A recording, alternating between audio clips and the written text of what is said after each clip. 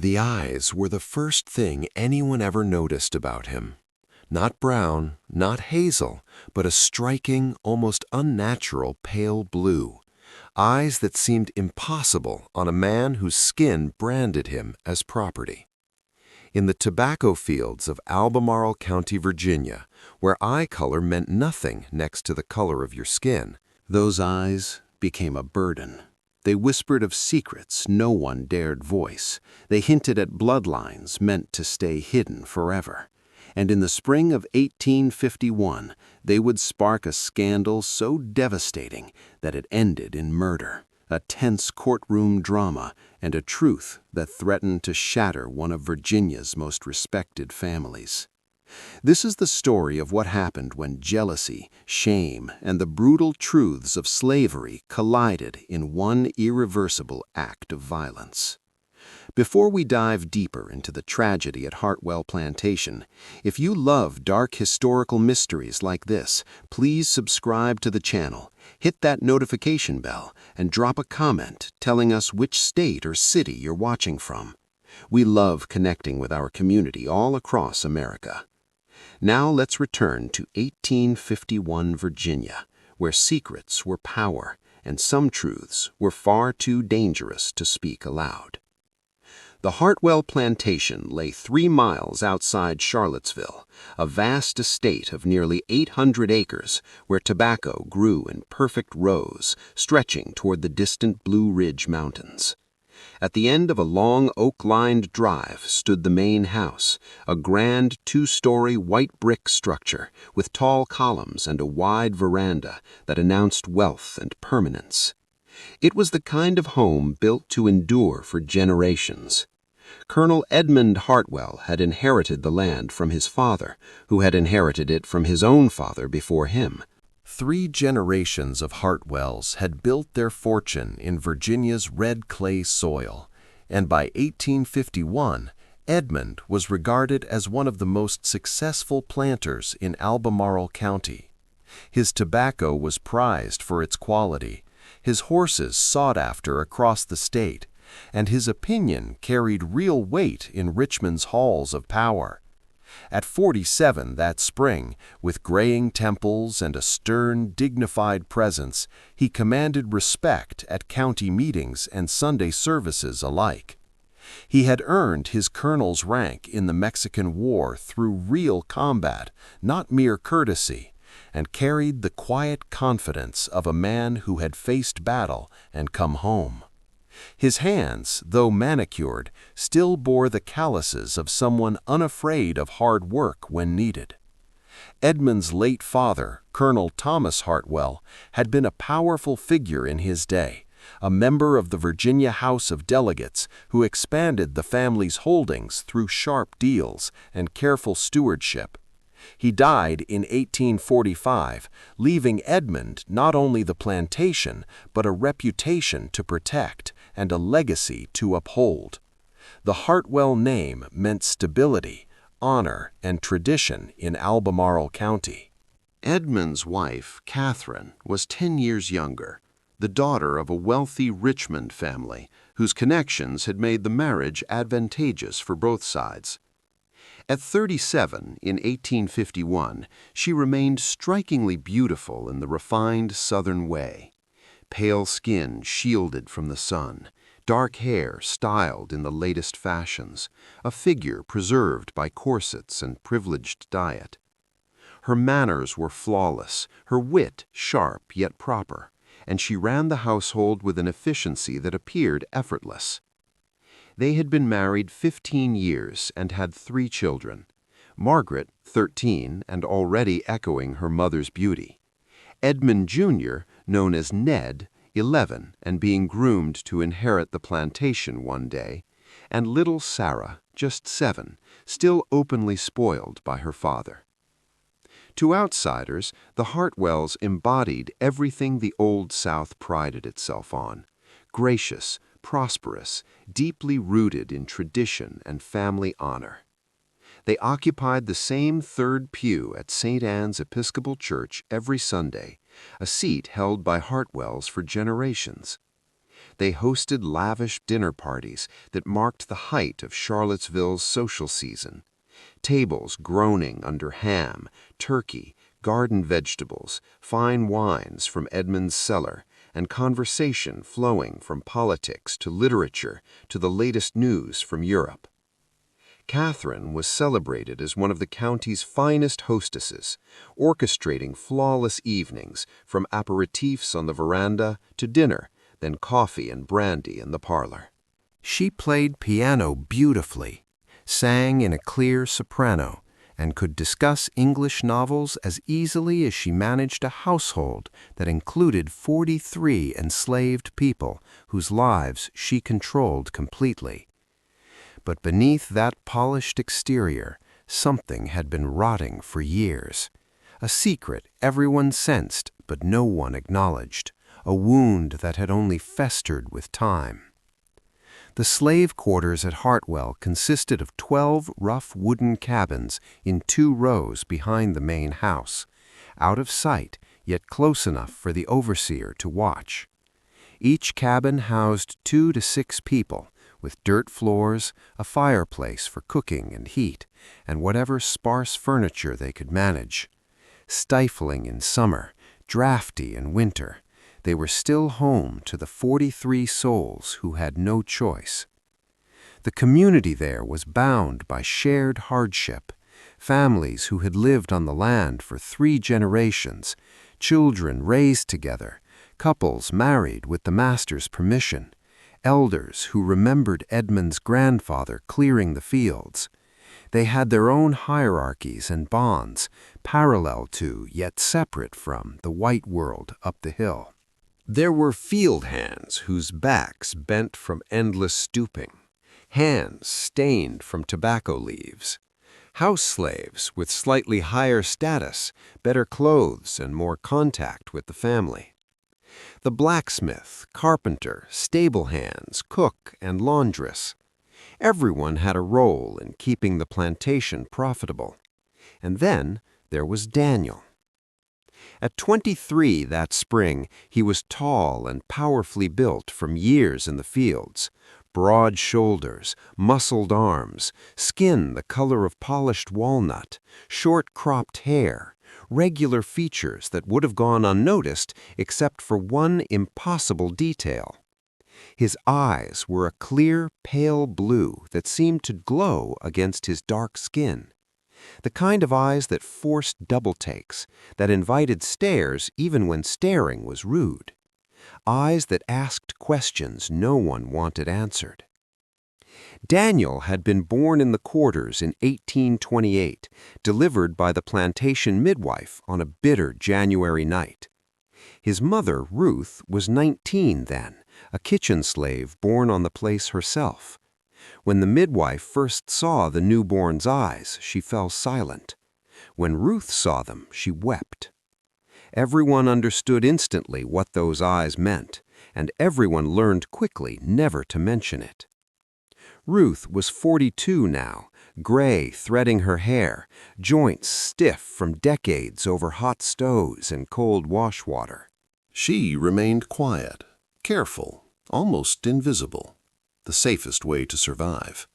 But she could not make her son invisible. Those blue eyes made that impossible. Daniel grew up knowing he was different. Other enslaved children taunted him until parents hushed them. White visitors stared, some curious, some disgusted, some with a knowing look that chilled him. And Catherine Hartwell had regarded him with raw hatred from the moment he could recognize it. He learned early to keep his head down, eyes averted, to take paths that avoided her sight, to volunteer for field work far from the main house. He became cautious in ways beyond the usual vigilance every enslaved person needed, because Daniel knew Catherine wanted him gone, permanently. To understand what exploded in the spring of 1851, we must go back to the fall of 1836, when Catherine Beaumont arrived as Edmund's young bride. She was 22, the third daughter of a prosperous Richmond tobacco merchant eager to marry his girls well. Considered a beauty in Richmond society, Dark hair, pale skin, fine features, graceful figure. She had been educated in French, music, and all the accomplishments expected of her class. Edmund, 15 years older, had courted her properly, presenting himself as a wealthy planter with a distinguished name. The wedding in Richmond's St. Paul's Episcopal Church was lavish, attended by the city's elite.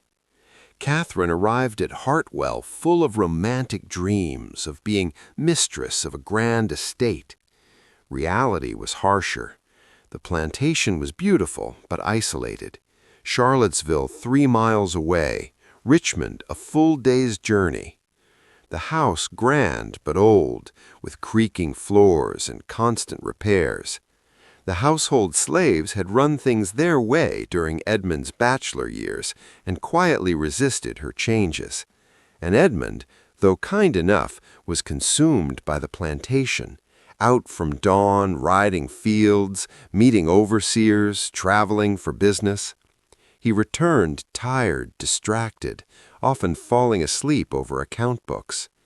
Catherine felt lonely and powerless. Her attempts to redecorate or host parties were sidelined by falling tobacco prices. Then, 3 weeks after arriving, she saw something that froze her blood. Walking behind the main house, she spotted Edmund speaking closely to a young kitchen slave, Ruth, 19 or 20, smooth dark skin, slender. He stood nearer than propriety allowed, speaking low. Ruth kept her eyes down, but her posture showed familiarity, ease. Edmund touched her arm briefly. She glanced up with an expression Catherine couldn't name. That night, Catherine asked about the girl. Edmund replied stiffly, "That's Ruth. She works in the kitchen. I've known her since childhood. Her mother was my father's cook." The defensiveness in his tone told Catherine everything. She didn't press. She was a new bride, still finding her place. 3 months later, in January 1837, Ruth gave birth to a son. Catherine felt compelled to see the child. She walked to the quarters, an unusual act, and asked to hold him. The newborn's eyes were closed at first. "Open your eyes, little one," she whispered. He did. Clear, pale blue, unmistakable Hartwell eyes. The world tilted. Catherine handed the baby back wordlessly and returned to the house, sat on her bed, shaking. Her husband had fathered a child with an enslaved woman before she even arrived, and the living proof now resided in the quarters. She wanted to rage, to confront him, but Southern ladies did not acknowledge such things. They pretended the mixed children their husbands fathered did not exist. So Catherine swallowed her fury and redirected it toward those who could not fight back. She couldn't punish Edmund. Doing so would shame herself, admit failure as a wife. She couldn't openly harm Ruth. Too many questions. Instead, she made their lives harder. Harsher tasks for Ruth, smaller rations, punishments for minor faults others escaped. And as Daniel grew, those blue eyes becoming undeniable, her hatred fixed on him. Daniel's earliest memories were of his mother's rough yet gentle hands. She'd wake him before dawn to sit quietly in the kitchen corner while she cooked for the white family. Even as a small child, he understood the need to be unseen. Other house slaves were kind in small ways. Old Bessie slipping him cornbread, Samuel teaching him to handle horses, but always with caution. Association with the blue-eyed boy was risky. At 6, Daniel was sent to the fields, young but common. He carried water, gathered dropped leaves, pulled weeds. Later came heavier work, hoeing, planting, harvesting under the brutal Virginia sun. Overseer Garrett was quick with the whip and seemed to harbor special dislike for Daniel, finding excuses to lash him for faults others escaped. By his teens, Daniel bore scars across his back and had learned to hide pain. Worst, though, was Catherine. She'd appear at field edges under a parasol, gaze settling on him like a weight. She never addressed him directly beneath her dignity, but would remark to Garrett about lazy workers, and Daniel would feel the whip again. He didn't fully grasp why until around 15, when old Joseph whispered while they worked, "Those eyes are the master's eyes, boy. Everyone knows. That's why the mistress hates you. You're walking proof." That night, Daniel asked Ruth. She went still, then said quietly, "Some truths are too dangerous. Just keep your head down and survive. Promise me you'll survive." Watching Edmund's legitimate children grow added layers of pain. Margaret learned to look through him. Ned inherited his mother's cruelty, finding ways to torment. Sarah was still too young for full prejudice, but Daniel knew it would come.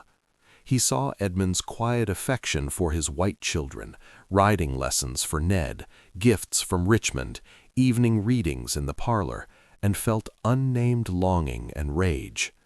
Edmund never acknowledged Daniel beyond necessity, as if ignoring him was the kindest option. Acknowledgement would force confrontation with his own actions.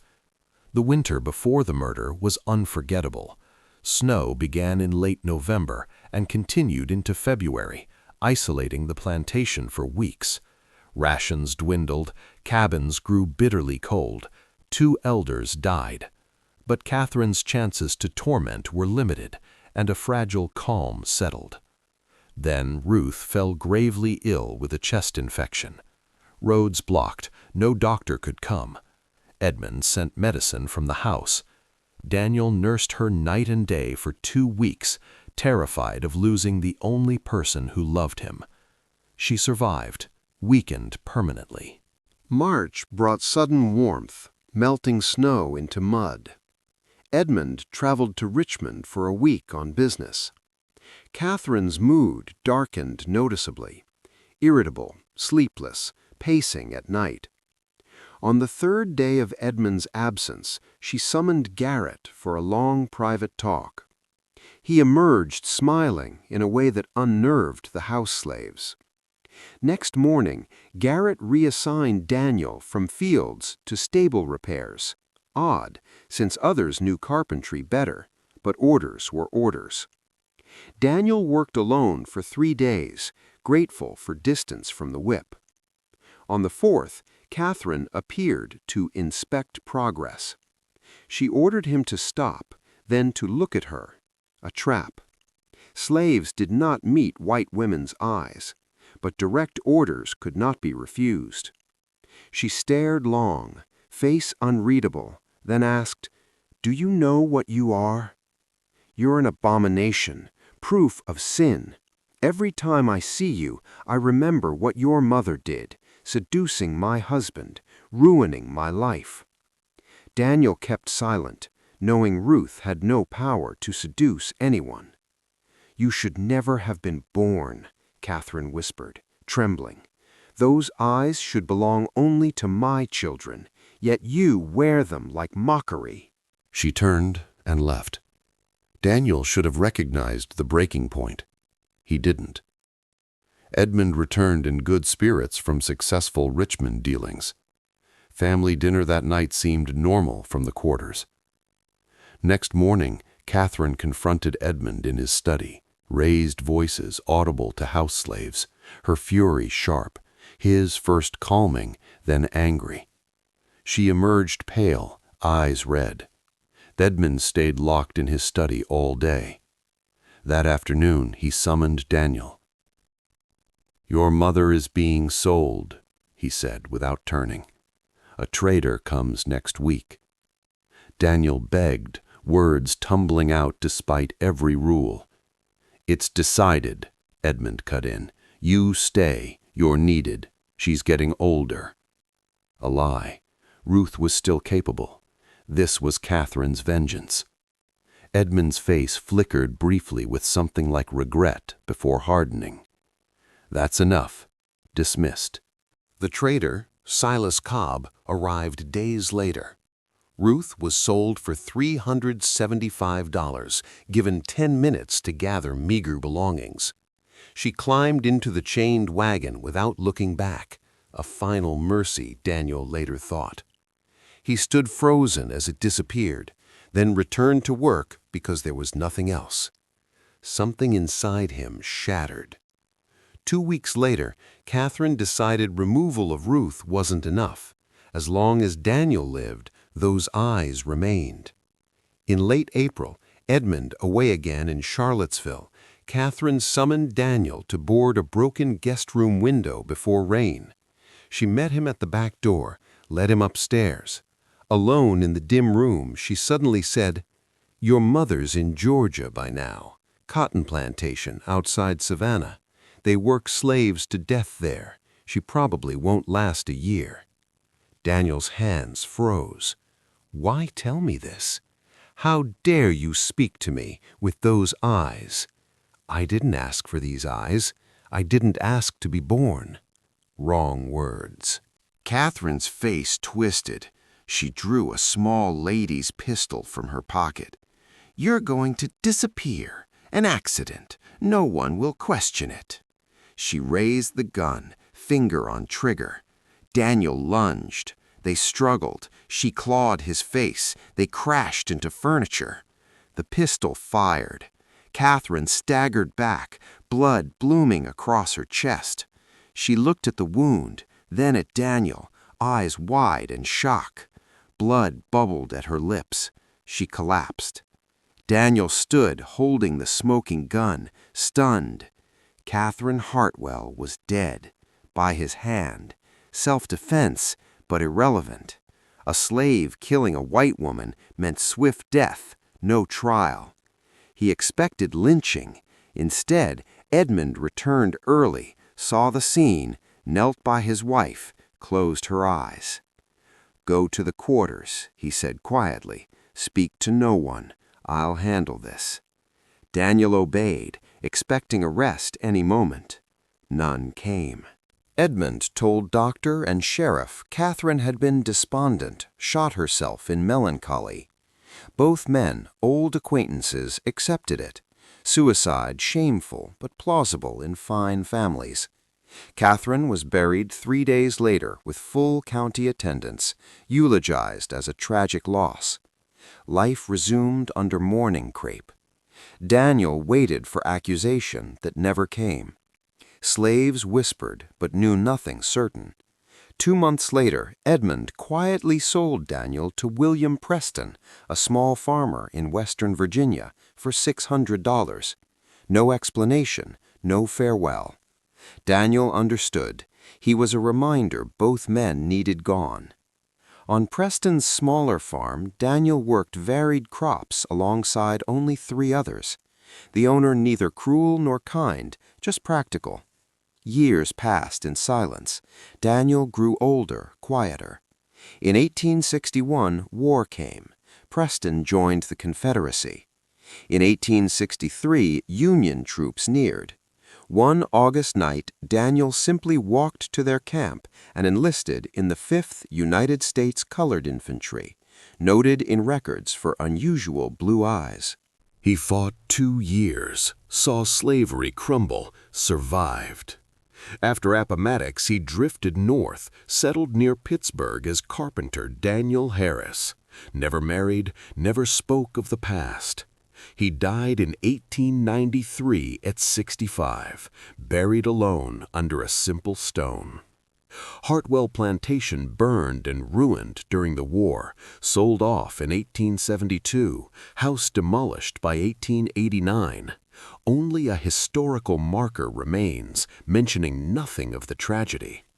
County records hold fragments: Ruth's sale, March 1851, Catherine's suicide, April, Daniel's sale, July. Timing suspicious, but dots never publicly connected. The story reveals a world without clear heroes or villains, only people shaped by a cruel system, making desperate choices within it. Edmund protected reputation over truth, yet saved Daniel's life. Catherine, trapped and powerless, lashed at the powerless. Daniel simply tried to survive, and did, living to see freedom his mother likely never knew. Most such stories vanished entirely. Daniels survived only because a census taker noted blue eyes, unusual. In the end, those eyes, a curse in life, became the faint thread preserving his humanity in history. What do you think of this story? Do you believe the full truth was ever uncovered, or are there still secrets sleeping in those dusty county records? Leave your thoughts below. If you want more untold dark chapters from America's past, subscribe, ring the bell, and share this with someone who loves hidden history. See you in the next one.